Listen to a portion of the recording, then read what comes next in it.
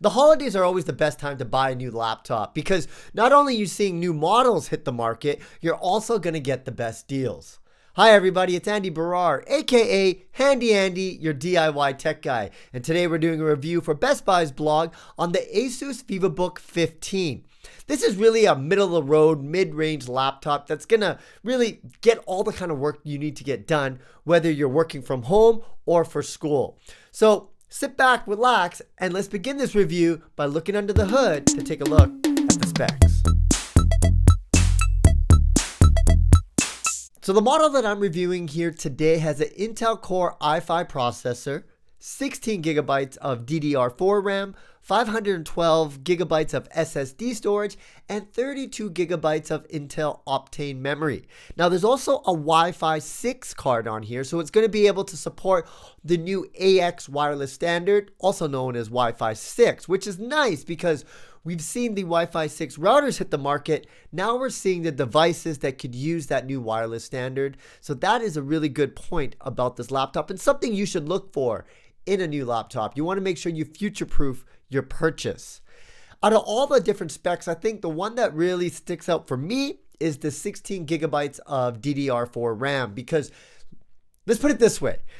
No one's ever complained about having too much RAM. And I'm the kind of person that has a lot of tabs open on multiple browsers. And it's a bad habit, I admit. But that's just the way I like to work. And you need RAM. RAM's going to help you do that. 8 gigabytes, when you look at the operating system and a couple of pieces of programs running, it's going to start slowing your system down. So I was really happy to see that they at least have 16 gigabytes of DDR4 RAM.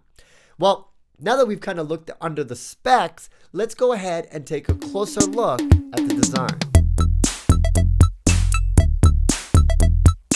Whenever I'm reviewing a laptop, one of the first things I always look for is the hinge because that's really the pain point of the laptop opening and closing, and they put a lot of R&D, believe it or not, into the hinge.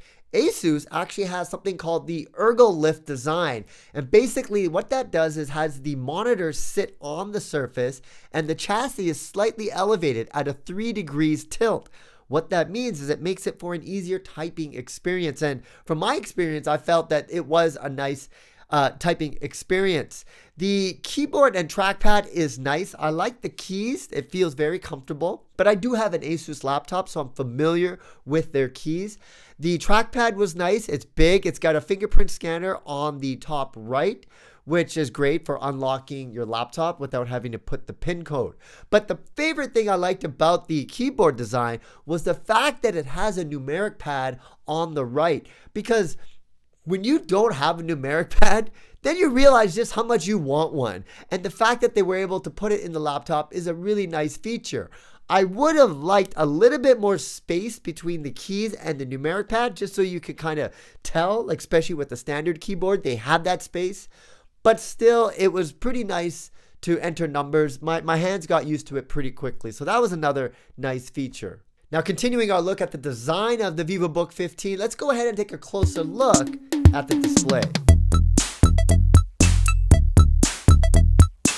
So when I first took a look at the display, the first thing I noticed was that it had a really, really small bezel, super thin. This is ASUS's Nano Edge. And I don't know the exact specs of this particular bezel, but when I was using my ruler, where is it? Is it here? No. Somewhere else. But when I was using my ruler, I was getting about 5 millimeters on the side and just a little bit more on the top because of the webcam. But for this mid-range laptop, that bezel is pretty impressive. I don't even want to show you the bezel that I'm working on right now because once you've seen the all-screen display with that minimal bezel, you just can't look at your old laptop the same. So that was a great feature of it. In terms of the display itself, the colors weren't that super bright or coming out or popping out like you would see on a 4K display. The brightness as well, when you have it on max brightness, it didn't seem that bright.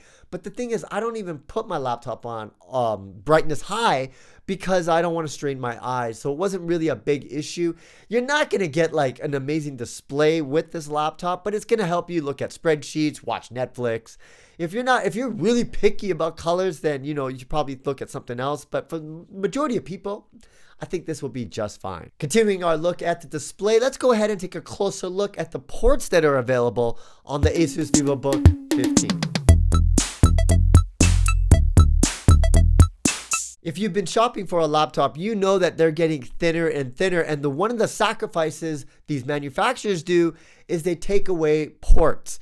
Thankfully, with the VivoBook 15, you got basically all the ports that you would possibly need. Micro SD, you have HDMI, you have USB, the standard USB 3, but also USB Type-C as well. So basically all the ports that you would need to hook up a second monitor, external hard drives, charge your phone, you're going to be able to do that. And that was a really nice feature, because I will compromise on the thickness of a laptop to get those ports, because I don't want to have to carry these adapters everywhere I go just to get a really super thin laptop. So if you're a port guy like me, you're definitely going to love the VivoBook 15 for that. Now that we've had a look at the VivoBook 15, I just want to give a couple ideas about the pros and cons and my final thoughts about this laptop.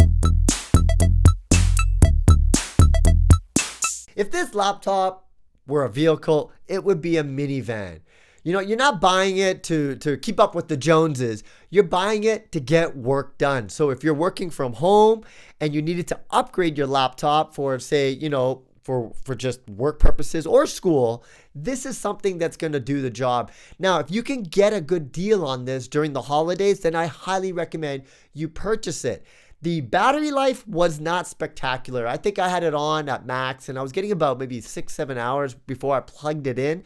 I didn't run it all the way down, but I use the charger all the time. Whether I'm sitting at my desk, I have a universal charger that I would plug it right into. And then when I'm on the go, I would just take that charger with it. And actually the charging block is pretty thin too. So it's not a big issue to take it around with you.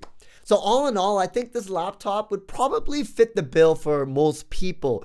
You can just tell from the process, the fact that it's an i5, that means you don't want to probably use this to do like Adobe Creative Suite, edit videos or anything like that, because you would notice that the performance is suffering.